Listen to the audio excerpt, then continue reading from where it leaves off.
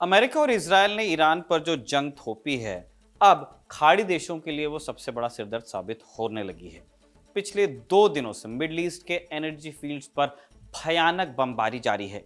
Israel ने Iran के gas field को निशाना बनाया, उसकी कई प्रोडक्शन यूनिट्स को तबाह किया, जिसे उसने प्रतिबंध के बावजूद कई सालों की मेहनत से बनाया था। ईरान पहले ही धमकी दे चुका था कि अगर उसकी ऑयल या गैस फील्ड्स पर हमले हुए तो वो खाड़ी देशों में मौजूद एनर्जी इंफ्रास्ट्रक्चर पर हमला करके उसका बदला लेगा। बहुत सी गैस फील्ड्स और ऑयल रिफाइनरीज पर जंग की शुरुआत से हमले हो रहे थे, लेकिन 18 मार्च को इसराइल ने एक रेड लाइन क्रॉस की। उसने दुनिया की सबसे बड़ी गैस फील्ड यानी ईरान की साउथ पार्स गैस फील्ड्स को निशाना बनाया। इस हमले के बाद ईरान ने सऊदी अरब, यूएई, कतर और कुवैत के एनर्जी फील्ड्स पर हमला बोला। कई ऑयल रिफाइनरीज और गैस फील्ड्स धुआं कर जलने लगी। जैसे जैसे मिडल ईस्ट में तबाही चल रही थी, तेल के प्राइस भी बढ़ रहे थे। अभी एक बैरल कच्चे तेल का दाम $118 पहुंच गया है। ट्रंप धमकियां दे रहे हैं, स्ट्रेट ऑफ हॉर्मुज न खुलवा पाने का दोष दूसरे देशों पर मढ़ रहे हैं, और इस पूरे विवाद में इसराइल को कैसे बचा लिया जाए उसमें वो लगे हुए हैं। 19 मार्च को ट्रूथ सोशल पर उन्होंने लिखा कि इसराइल ने गुस्से में ऐसा कर दिया और गुस्से में ये सब हो जाता है, हमको इस हमले की जानकारी नहीं थी। ट्रंप ने ये बात कही। वहीं एक अमेरिकी मीडिया हाउस एक्सियोस ने यह खबर चलाई कि अमेरिका को इस हमले की जानकारी थी और ट्रंप प्रशासन के अप्रूवल के बाद ही हमला हुआ था इसराइल का। अगर अमेरिका के अप्रूवल के बाद ये हमला हुआ था तो खाड़ी देशों के मन में अमेरिका के प्रति संदेह तो पैदा हुआ होगा कि आप जानते थे तो रोका क्यों नहीं, क्योंकि इस पूरे विवाद में अब उनका बहुत नुकसान हो रहा है। खाड़ी देशों की रोटी पानी तेल और गैस से ही चलते हैं और ईरान अब लगातार उन्हें तबाह कर रहा है। इसी इलाके से दुनिया का 30% से ज़्यादा एनर्जी प्रोडक्शन होता है, तेल और गैस दोनों आते हैं इसमें, और ये भी काफ़ी कंजर्वेटिव फिगर है। 2022 में इस इलाके से यानी खाड़ी के देश और ईरान ने मिलकर दुनिया का 40% तेल प्रोड्यूस किया था। उसके अलावा गैस का भी खूब प्रोडक्शन होता है। जिस गैस फील्ड पर अभी हमला हुआ है वहाँ इतनी गैस है कि पूरी दुनिया को अगर वहाँ से सप्लाई किया जाए अकेले 13 साल चला सकती है। ईरानी हमले से खाड़ी के देश नाराज हैं। कतर ने दूतावास के कर्मचारियों को देश से बाहर निकाल दिया, ईरानी डिप्लोमैट्स को। सऊदी अरब तो कह रहा है कि हम भी इस जंग में शामिल हो जाएंगे। अब जो भी हो, एक बात तय है कि इससे तेल और गैस के दाम अब बढ़ेंगे। भारत सरकार बार बार कह रही है कि देश में तेल या गैस की कोई कमी नहीं है। 19 मार्च को ही petroleum and natural gas ministry की तरफ से प्रेस कॉन्फ्रेंस करके जानकारी दी गई। मंत्रालय की ज्वाइंट सेक्रेटरी सुजाता शर्मा ने कहा कि न तो देश में एलपीजी, एलएनजी और न ही पेट्रोल की कोई भी कमी है, कहीं से भी कमी रिपोर्ट नहीं हुई है। क्रूड ऑयल भी पर्याप्त आ रहा है। जो लोग जमाखोरी कर रहे हैं उन पर एक्शन लिया जा रहा है। सरकार कह रही है कि सब सही है, लेकिन ज़मीनी हालात कुछ और हैं। सिलेंडर की कालाबाजारी बढ़ी है। सिलेंडर लोग बढ़ी कीमतों में ही खरीद रहे हैं, लंबी लंबी लाइनें लग रही हैं। कई जगह एलपीजी सिलेंडर की कमी से रेस्टोरेंट भी बंद हुए हैं। अब पिछले 2 दिनों से पूरे मिडल ईस्ट की गैस और ऑयल फील्ड्स पर ज़बरदस्त बमबारी चल रही है, तो इसका असर भी पड़ सकता है। संभव है कि भारत भी इससे अछूता न रहे। इसलिए आज के शो में हम जानेंगे कि दुनिया के सबसे बड़ी गैस फील्ड पर हमले के मायने क्या हैं, कतर और ईरान ने इस गैस फील्ड की खोज कैसे की, कितनी गैस यहाँ से निकलती है, ईरानी हमले का जवाब खाड़ी देश कैसे दे रहे हैं, और मिडल ईस्ट का ये एनर्जी क्राइसिस कितना भयानक मोड़ ले सकता है। नमस्कार, स्वीकार कीजिए निखिल का। आप खबरगांव का डेली इंटरनेशनल बुलेटिन राजदूत देख रहे हैं।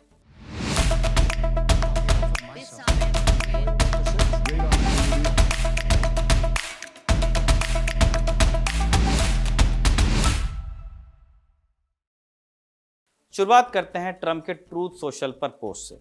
इजरायली हमले के बाद जब ईरान ने जवाबी हमला शुरू किया तो खाड़ी देशों का बड़ा नुकसान हो रहा था। इसके बाद ट्रंप ने ट्रूथ सोशल पर लिखा कि इसराइल ने गुस्से में आकर साउथ पार्स गैस फील्ड पर हमला किया और हम जानते नहीं थे कि ऐसा होगा। उन्होंने ये भी कहा कि कतर इस हमले में निर्दोष था, शामिल नहीं था। इसके बाद उन्होंने ईरान की आलोचना की, कहा कि ईरान ने जवाबी कार्रवाई में गलत निशाना चुना और कतर के एलएनजी प्लांट पर हमला कर दिया। अब सबसे अहम बात, ट्रंप ने चेतावनी दी कि अब इजराइल ईरान के साउथ पार्ट्स पर हमला नहीं करेगा, लेकिन अगर ईरान फिर से कतर पर हमला करता है तो अमेरिका पूरी ताकत से साउथ पार्ट्स फील्ड को तबाह करेगा, चाहे उसमें उससे इजराइल का साथ मिले ना मिले। ये ट्रंप ने पोस्ट किया है। अब इसे डिकोड करने की कोशिश करते हैं। 2 बातें निकल कर आनी। पहली, उन्होंने इजराइल को जिम्मेदार बताया और बचाव भी किया कि गुस्से में हो गया, आउट ऑफ एंगर। यह आश्वासन दिया कि इजराइल अब ऐसी हरकत नहीं करेगा। लेकिन ईरान के गैस फील्ड को बहुत नुकसान हुआ है और ये पहला हमला नहीं था। जून 2025 की जंग में भी इजराइल ने यहां 4 गैस यूनिट्स पर हमला किया था। उससे भी ग्लोबल सप्लाई चेन प्रभावित हुई थी। भले ही ईरान पर प्रतिबंध है, लेकिन ट्रंप भी अच्छी तरह जानते हैं कि रोक के बावजूद ईरान गैस और तेल बेचता है। चीन जैसे देश जो किसी से ऑर्डर्स नहीं लेते, वो ईरान से खरीदते भी हैं। अगर ज्यादा बम मार दिए गए इस पर तो एनर्जी क्राइसिस बढ़ेगा, तेल और गैस की कीमत बढ़ जाएगी। इसलिए उन्होंने कहा कि अब ऐसा हमला इजराइल नहीं करेगा, क्योंकि अल्टीमेटली अमेरिकन को भी यह दाम देना पड़ेगा अगर यहां रेट बढ़ता है तो। दूसरी बात, उन्होंने ईरान के जवाबी हमले को गलत बताया। कहा कि ईरान ने और हमला किया तो अमेरिका गैस फील्ड को ही तबाह कर देगा। हालांकि ऐसा ट्रंप करेंगे नहीं। लेकिन ऐसा क्या है इस गैस फील्ड में कि डोनाल्ड ट्रंप को खुद दुनिया के सामने आकर इसराइल को डांट लगानी पड़ गई? साउथ पार्स गैस फील्ड और जो नॉर्थ फील्ड है, असल में एक ही फील्ड है, समंदर के नीचे गैस निकली हुई है। कुल मिलाकर 9,700 स्क्वायर किलोमीटर का इलाका है। 1/3 ईरान का, बाकी कतर का। फर्क यह है कि ईरान रोज करीब 750 मिलियन क्यूबिक फीट गैस निकालता है, जबकि कतर इससे कहीं ज्यादा रोजाना निकाल लेता है। यानी कतर इस गैस से बहुत ज्यादा कमाई करता है। कतर की अर्थव्यवस्था प्राकृतिक गैस पर बहुत अधिक निर्भर है। सालाना कुल सरकारी रेवेन्यू जो वहां आता है उसका 60 से 70% गैस और तेल से ही आता है। कतर दुनिया का तीसरा सबसे बड़ा प्राकृतिक गैस निर्यातक जो नेचुरल गैस होती है और दूसरा सबसे बड़ा एलएनजी निर्यातक है, जब इसको लिक्विड फॉर्म में एक्सपोर्ट किया जाता है। दुनिया की जरूरत का 20% एलएनजी अकेले कतर बनाता है। अगर इजरायली हमले में साउथ पार्स पूरी तरह तबाह होता है तो ईरान का गैस प्रोडक्शन तो खत्म हो सकता है, कम से कम इस फील्ड से। लेकिन इसका खतरा यह भी है कि समंदर के नीचे दबाव आने से कतर वाला हिस्सा यानी नॉर्थ फील्ड भी प्रभावित होगा। यानी ट्रंप की धमकी का मतलब यह है कि अगर ईरान ने फिर कतर पर हमला किया तो अमेरिका ऐसा हमला करेगा जिससे दोनों देशों के लिए नुकसान हो जाएगा। इसी को म्यूचुअली अश्योर्ड डिस्ट्रक्शन कहते हैं लोग। आज म्यूचुअल डिस्ट्रक्शन का खतरा है, लेकिन अतीत में भी इसके बंटवारे को लेकर ईरान और कतर में मतभेद रहे हैं। दरअसल 1960 और 70 के दशक में जब मिडिल ईस्ट में तेल की खोज हुई, तब फोकस तेल पर ही था, कच्चा तेल। गैस को एक बाय प्रोडक्ट माना जाता था कि निकल जाती है, पूरी ही फ्लेयर कर देते थे एक टाइम पे। लेकिन 1971 में कतर के नॉर्थ ईस्ट ऑफशोर इलाके में पहली बार इस विशाल गैस रिजर्व का पता चला। शुरुआत में कतर के पास ना तो टेक्नोलॉजी थी उतनी, और ना ही इंफ्रास्ट्रक्चर था, और ना ही ग्लोबल मार्केट में इतनी पहुंच थी। इसलिए खोज कई सालों तक बस कागजों में रही। दूसरी तरफ ईरान में भी इसी स्ट्रक्चर का हिस्सा मौजूद था, इस जियोलॉजिकल स्ट्रक्चर का जिसमें गैस निकल रही है। लेकिन वहां भी 1970 के दशक में फोकस तेल पर था। उस जमाने में ईरान पर शाह का शासन था, मोहम्मद रजा पहलवी। उस समय ईरान तेल बेचकर चलता था, गैस का प्रोडक्शन लगभग वहां भी नहीं होता था। 79 में जब इस्लामिक क्रांति हो गई तो एनर्जी सेक्टर में भारी गिरावट आई, क्योंकि वेस्टर्न कंपनीज ईरान से चली गई। फिर ईरान आगे कुछ सालों के लिए इराक के साथ जंग में उलझ गया, इस वजह से भी गैस फील्ड पर ध्यान नहीं गया। ईरान और कतर ने इस गैस फील्ड की खोज कर लेने के बाद भी इसका ज्यादा इस्तेमाल इसलिए नहीं किया क्योंकि उस समय एलएनजी का मार्केट उतना बड़ा नहीं होता था। आप याद कीजिए, इंडिया में भी कहां सीएनजी पंप वगैरह होते थे पहले। लेकिन 1990 के दशक की शुरुआत में एक बड़ा टर्निंग पॉइंट आया। हमाद बिन खलीफा अल थानी 1995 में सत्ता संभालते हैं। उन्होंने एक्सॉन मोबिल, टोटल, शेल जैसी वेस्टर्न कंपनीज को इनवाइट किया, एलएनजी टेक्नोलॉजी में भारी इन्वेस्ट किया और रास लफान इंडस्ट्रियल सिटी जैसे प्रोजेक्ट्स की नींव रखी कतर में, जो आगे चलकर दुनिया का सबसे बड़ा एलएनजी हब बना, आज भी है। कतर की बात हो गई, ईरान में आइए। 1990 के दशक में अकबर हाशिम रफसंजानी ने पोस्ट वॉर रिकंस्ट्रक्शन शुरू किया। पोस्ट वॉर मतलब जब इराक ईरान युद्ध खत्म हो गया। उन्होंने ही साउथ पार्स को सीरियसली लिया। 1997 में यहाँ गैस फील्ड्स को लगाने की शुरुआत हुई, जो इक्विपमेंट लगता है। लेकिन एक बड़ी समस्या थी इंटरनेशनल सैंक्शन। वेस्टर्न कंपनीज काम नहीं कर सकती थी और गैस को एक्सप्लोर करने के लिए, हार्वेस्ट करने के लिए तेल की तुलना में ज्यादा कॉम्प्लिकेटेड टेक्नोलॉजी की जरूरत पड़ती है। सेफ्टी का इशू बड़ा होता है। तेल का लीक भी डेंजरस है, गैस का लीक इज वेरी डेंजरस। 1997 के बाद मोहम्मद खातमी के दौर में नए फेज लॉन्च हुए, लेकिन धीमा रहा काम। टेक्नोलॉजी और फंडिंग की कमी बिल्कुल उनको आ रही थी। इसके मुकाबले कतर बहुत स्पीड से आगे बढ़ा क्योंकि वेस्ट का साथ था।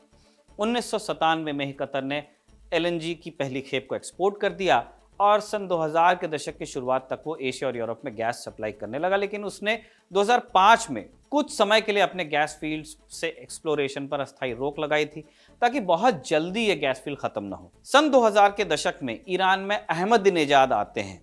गैस फील्ड को डेवलप करने की कोशिश करते हैं, लेकिन तब तक न्यूक्लियर प्रोग्राम की वजह से ईरान पर डंडा पड़ गया। तो वहां वो डील करने में लगे हुए थे कि डील होगी तब गैस का मामला तेज होगा। नतीजा ये हुआ कि ईरान में गैस एक्सप्लोरेशन का काम बहुत स्लो रहा। 2015 की न्यूक्लियर डील के बाद कुछ समय के लिए सैंक्शंस में राहत मिली, जिसके बाद टोटल जैसी कंपनियां फिर से आई। टोटल भी बोलते हैं, फ्रेंच कंपनी है, लेकिन ये राहत ज्यादा वक्त तक नहीं चली। 2017 में कतर ने अपने हिस्से में एक्सपांशन की घोषणा की और आज कतर लगभग 170 से 180 बिलियन क्यूबिक मीटर गैस हर साल प्रोड्यूस करता है, एक्सप्लोर करता है। इसमें बड़ा हिस्सा एलएनजी के रूप में एक्सपोर्ट करते हैं वो। 2022 के बाद जब रूस यूक्रेन युद्ध शुरू हो गया, तब यूरोप को अचानक गैस की जरूरत पड़ी, क्योंकि रूस से अब नहीं लेनी थी गैस। यहां कतर ने अपनी पोजीशन को कंसोलिडेट किया। जर्मनी, फ्रांस और यूके के साथ long term LNG purchase contract sign किए गए। इब्राहिम रईसी का दौर आता है। इसमें ईरान ने गैस एक्सपोर्ट बढ़ाने की कोशिश की, खासकर पास के देशों को, इराक हुआ, तुर्की हो गया, इधर पाइप डालने की कोशिश हुई। लेकिन एलएनजी मार्केट में आज भी ईरान बहुत पीछे है। जितनी भी गैस बनाता है अपनी घरेलू जरूरत में खर्च करता है। लेकिन ये भी हम आपको बता दें, अभी जंग के समय तुर्की और इराक में गैस की कमी हुई है, खासतौर पर इराक में। इराक ईरान से गैस खरीदकर बिजली बना रहा है। हाल ही में खबर आई थी कि उसका गैस भंडार खत्म हो रहा है। अगर ये सप्लाई ऐसी ही टूटती रही तो इराक के कई शहरों में बिजली जा भी सकती है। अब इस सवाल पर आते हैं कि एक ही भंडार और दो लोगों का हिस्सा होने पर विवाद क्या हुआ, कि गैस एग्जैक्टली किसकी है। हमने कुछ देर पहले बताया था आपको कि 2005 में कतर ने कुछ समय के लिए प्रोडक्शन रोका था, ताकि जो रिजर्व है पूरा खत्म ना हो। तेल और गैस एक समय के बाद खत्म होने हैं, अनंत तक आप इनको एक्सप्लोर नहीं कर सकते। इसी वजह से दोनों देशों के बीच भी टेंशन चलती है, ईरान और कतर में, कि कौन यहां ज्यादा गैस निकालेगा, क्योंकि भंडार तो एक ही है। इसके बंटवारे को लेकर विवाद इसलिए आज तक नहीं हुआ क्योंकि समंदर की सीमा के हिसाब से इसे बांट लिया गया है। अब इस पूरी फील्ड पर हमले हो रहे हैं। ईरान वाले हिस्से पर इसराइल ने बम गिराया, कतर वाले हिस्से पर ईरान बम गिरा रहा है। बम कहीं भी गिरे, जानकार कहते हैं कि इसका असर समंदर के अंदर मौजूद भंडार पर पड़ सकता है। दोनों का ही बड़ा नुकसान हो जाएगा। इस पूरे हमले में सबसे ज्यादा चर्चा रास लफान कॉम्प्लेक्स की हो रही। रास लफान कतर की गैस फील्ड का ही एक प्रोसेसिंग और एक्सपोर्ट हब है, सप्लाई ट्रेन्स बोलते हैं उधर।